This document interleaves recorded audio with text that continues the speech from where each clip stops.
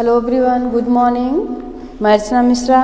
Dear students, आज इस video में हम लोग क्लास 11th हिंदी आरोह भाग 1 में भवानी प्रसाद मिश्र की रचना घर की याद, इसका अध्ययन करेंगे। घर की याद कविता में घर के मर्म का उद्घाटन है। घर का मर्म क्यों है? क्योंकि इस कविता की रचना कवि जब आज़ादी की लड़ाई में भाग लेने के कारण जेल में बंद थे, उस समय कवि ने इस कविता की रचना की। उस समय कवि अपने घर से दूर थे और एक रात जोरों की बारिश होती है। उस बारिश में कवि बहुत व्यथित हो जाते हैं, बहुत दुखी हो जाते हैं अपने घर को याद करके, और उसी समय इस कविता की रचना करते हैं। कविता है, आज पानी गिर रहा है, बहुत पानी गिर रहा है, रात भर गिरता रहा, प्राण मन घिरता रहा। कवि कहते हैं आज बहुत जोरों की बारिश हो रही है। यह बारिश पूरी रात होती रही, पूरी रात पानी बरसता रहा, और इस बारिश को देखकर कवि का मन बहुत व्यथित हो जाता है। कवि बहुत दुखी हो जाते हैं, अपने घर को याद करते हैं। उनकी आंखें भी बारिश के पानी के समान बहने लगती हैं, उनके आँखों से आंसू चूने लगता है। बहुत पानी गिर रहा है, घर नज़र में तिर रहा है, घर की मुझसे दूर है जो, घर खुशी का पूर है जो। कवि कहते हैं आज बहुत जोरों की बारिश हो रही है, बहुत पानी गिर रहा है, और मेरा घर मेरी आँखों में घूम रहा है। उस सीन को याद करके, उस दृश्य को याद करके, पहले का दृश्य जब सब भाई बहन माता पिता साथ रहते थे, वो दृश्य याद करके कवि की आंखों में उनका घर नाच रहा है, घूम रहा है। कवि कहते हैं वह घर जिससे मैं आज दूर हूँ, वह घर जो खुशी का, सुख का पर्याय है, केंद्र है, वह आज मेरी आंखों में घूम रहा है।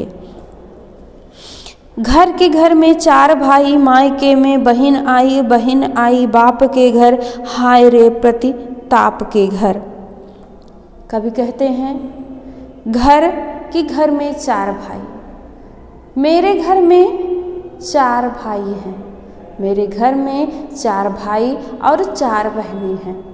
बहनें ससुराल से मायके आई हैं, पिता के घर आई हैं, लेकिन वहाँ मुझ भाई को ना पाकर वो सुख के बजाय, खुशी के बजाय दुख पीड़ा का अनुभव कर रही हैं। घर में सब जुड़े हैं, सबकी इतने कब जुड़े हैं, 4 भाई 4 बहनें, भुजा भाई प्यार बहनें।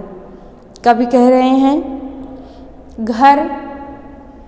वह घर जिसमें एक दूसरे से सभी बड़े प्रेम से जुड़े हैं, बहुत प्यार से जुड़े हैं, और 4 भाई हैं, चारों भाई बलिष्ठ भुजा के समान कर्मशील हैं, और चारों बहनें प्रेम का, प्रेरणा का स्रोत हैं।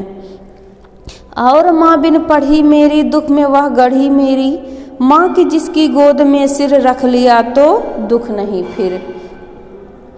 कवि कहते हैं मेरी माँ अनपढ़ है, पढ़ी लिखी नहीं है, लेकिन वह दुख बहुत सही है। उनकी गोद में जब मैं सिर रख के सो जाता हूँ तो मेरा दुख छूमंतर हो जाता है, दुख भाग जाता है। माँ की जिसकी स्नेह धारा का यहाँ तक भी पसारा, उसे लिखना नहीं आता जो कि उसका पत्र पाता। कवि कह रहे हैं मेरी माँ इतना ममता वाली हैं कि उनके ममत्व का, उनके प्रेम का अनुभव मैं यहाँ जेल में भी कर रहा हूँ।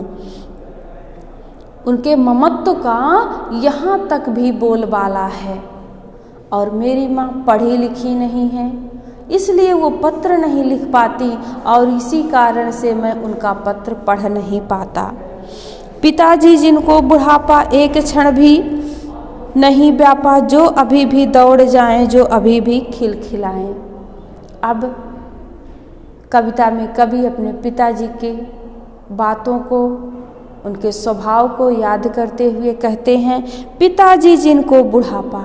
मेरे पिताजी ऐसे पिताजी हैं जिनको अभी तक बुढ़ापा छू नहीं पाई, एक क्षण के लिए भी अभी तक बुढ़ापा उन पर असर नहीं कर पाती। वो अभी भी नवयुवक के समान दौड़ लगा सकते हैं, दौड़ लगाते हैं और खिलखिलाकर हंसते हैं। मौत के आगे न हिचके, शेर के आगे न भिसके, बोल में बादल गरजता, काम में झंझाला रसता। कह रहे हैं मेरे पिताजी इतने साहसी हैं, इतने हिम्मती हैं कि मृत्यु को देखकर भी नहीं डरते, मृत्यु को सोचकर देखकर डरने वाले नहीं हैं। सामने शेर आ जाए तो भी वो रास्ता बदलने वाले नहीं हैं। उनकी आवाज़ में बादलों की तरह गर्जना है, उनकी आवाज़ इतनी तेज है कि लगता है बादल गरज रहे हैं। और उनके काम में इतनी गति है कि तूफान भी शर्मा जाता है। आगे कवि कह रहे हैं, आज गीता पाठ करके दंड 260 करके, खूब मुग्दर हिला लेकर मूठ उनकी मिला लेकर। आज जबकि रात भर जोरदार बारिश हुई है, सुबह प्राणायाम के रूप में जब गीता पाठ करके, दंड बैठक करके, मुग्दर हिलाकर, मूठे मिलाकर पिताजी जब आ रहे हैं, जबकि नीचे आए होंगे नैन जल से छाए होंगे, हाय पानी गिर रहा है, घर नजर में तिर रहा है। कह रहे हैं आज जब वो गीता पाठ प्राणायाम करके नीचे उतरे होंगे तो वे मुझको याद करके बहुत दुखी हुए होंगे, उनकी आँखें भर आई होंगी, उनका हृदय दुख से व्यथित हो गया होगा।